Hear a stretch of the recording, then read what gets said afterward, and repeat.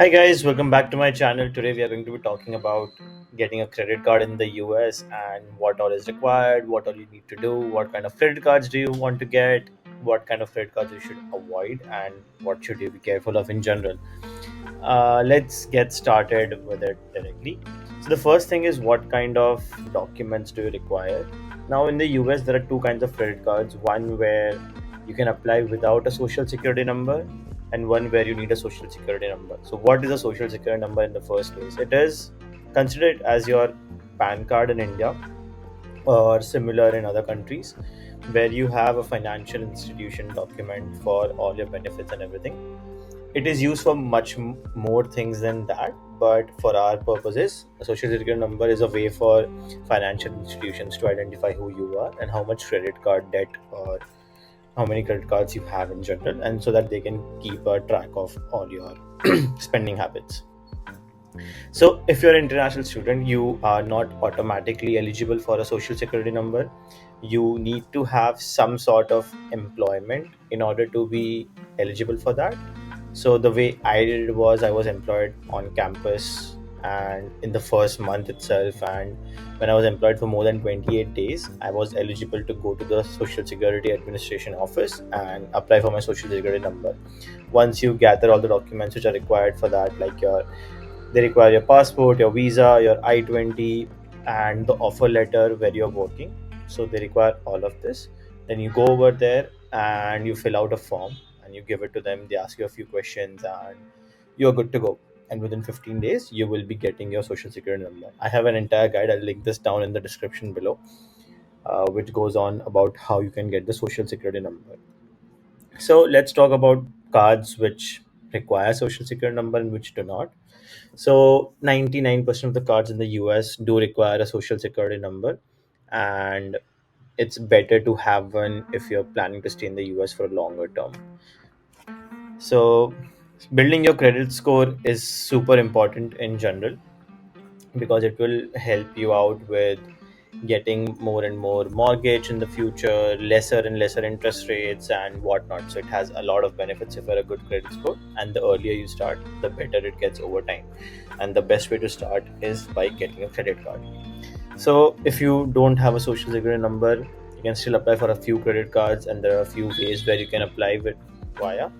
So let's talk about the no social security number credit cards. The one which is issued by US bank is the Bank of America students credit card, which is over here on your screen right now.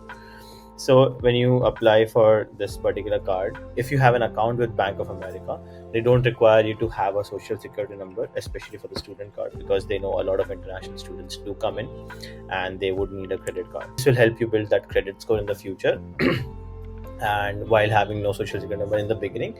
But ultimately, if you want to view and know more about a credit score, you will need to input the credit a social security number with Bank of America as well as the credit bureaus. Other type of cards include where you can transfer your credit score from India to the US. Now this is something which I do not recommend, so I'm just going to put a cross over here.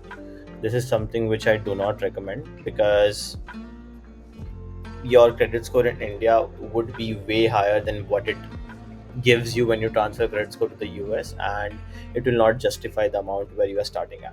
So there is a starting point for almost everyone, and it will give you a lower starting point than everyone else in most cases. Now, some people do get a very higher starting point when they transfer their credit score, but not everyone does. So the way you do it is there is something called Nova Credit, where I will also link this down in the description, where you can use your Indian credit score to transfer it to the US, and it is trusted by American Express. And American Express actually uses Nova Credit if you want to transfer your credit score from India to the US. But again, I said that I do not recommend this. Why did I say that? Because American Express has something even better for you, which is the American Express Global Transfer Program. Now, if you have an American Express in India and you have been holding it for more than 3 months without any payment defaults and whatnot, you can directly transfer your AmEx credit history to the US AmEx. So the Indian American Express credit history, say that two times, to the US American Express credit history. You can just simply transfer it and there won't be any issues. That's what I did. I had an American Express Platinum card in India and I transferred my credit history of American Express specifically to the US, and I had a American Express Blue Cash preferred card in no time in the US. So it was like in 10 days after I landed. So for that, I will again link that down below. But they do have a global card transfer program where you can simply select what country are you transferring your card from to which country, and they require a few documents which you need to give it to them, and it's pretty much very straightforward. You can just simply call them and they would be more than happy to give you a new credit card in the US. That's something which you can do without a social security number as well. Now you can also apply to some credit cards based on your Indian credit score. Do keep in mind that these credit cards won't help you build a credit score in the US because they are based on your Indian credit score, and they will affect your Indian credit history and Indian credit score rather than the US credit score. So these are usually the Forex credit cards which are very popular in India, which have zero Forex fees. You must have heard of Neo, Zol. AU Bank also came up with a partnership with Ixigo. They also have a credit card with them.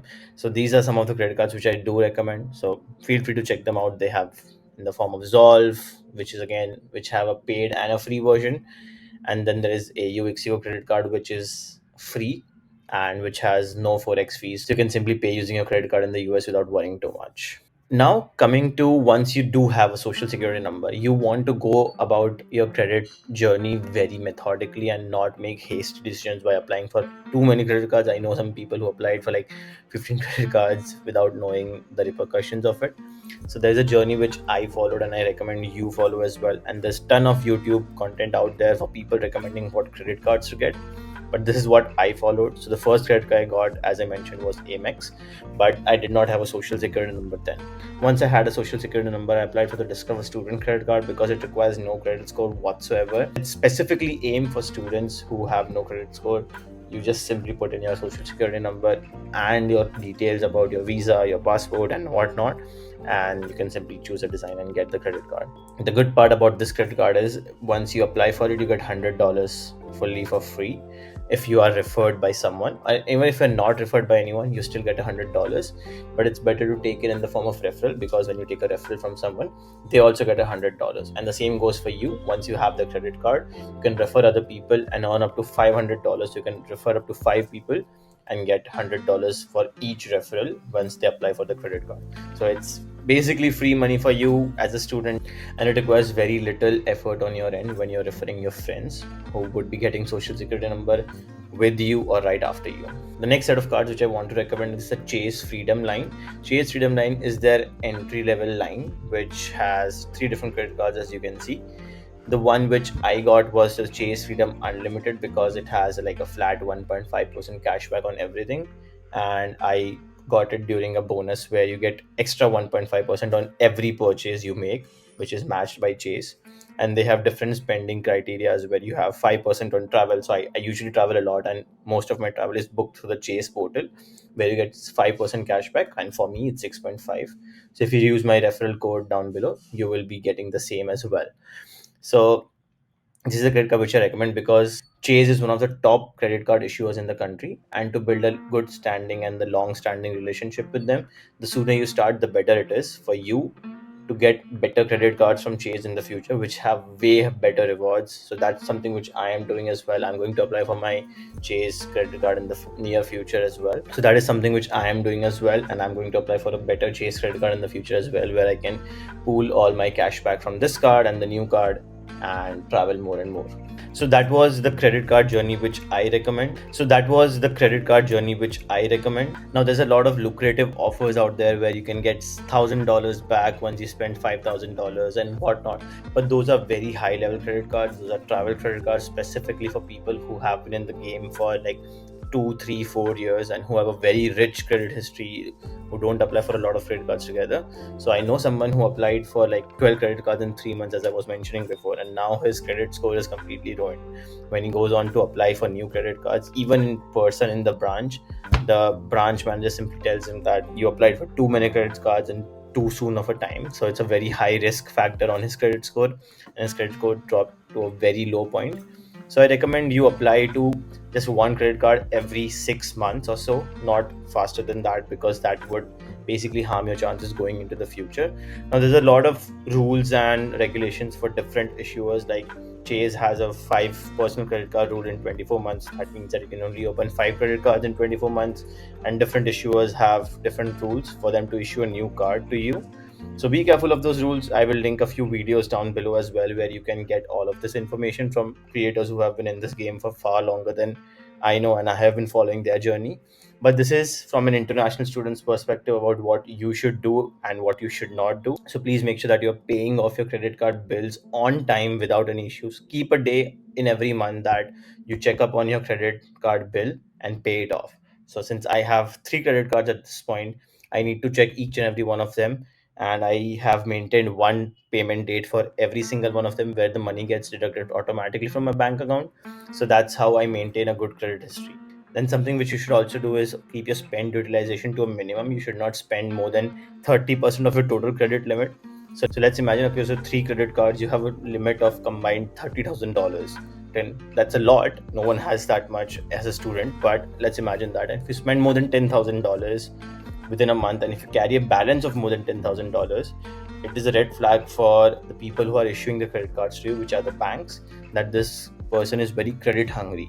So don't do that, and try to keep your utilization to a minimum. If you have big purchases coming up, make sure to either prepay your credit card or keep funds ready so that you can pay on the go and not increase your utilization that much. Once 1 month in 12 months is fine, but doing this every month, like keeping your utilization high every month, is a red flag for them, and be careful of that.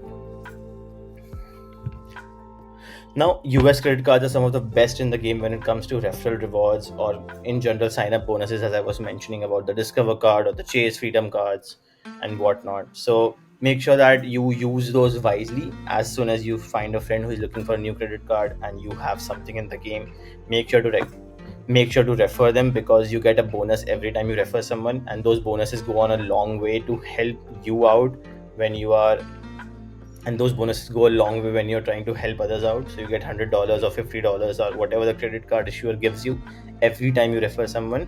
There's usually a cap.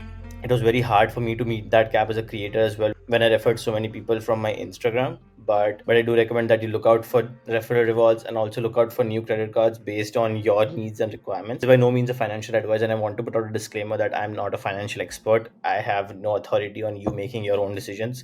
This is just me documenting my journey and what all you require when you are coming here as an international student.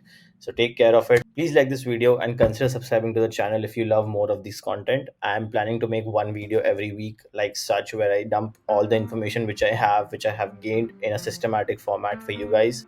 And your support to the channel means the world to me. And I'll see you in the next one.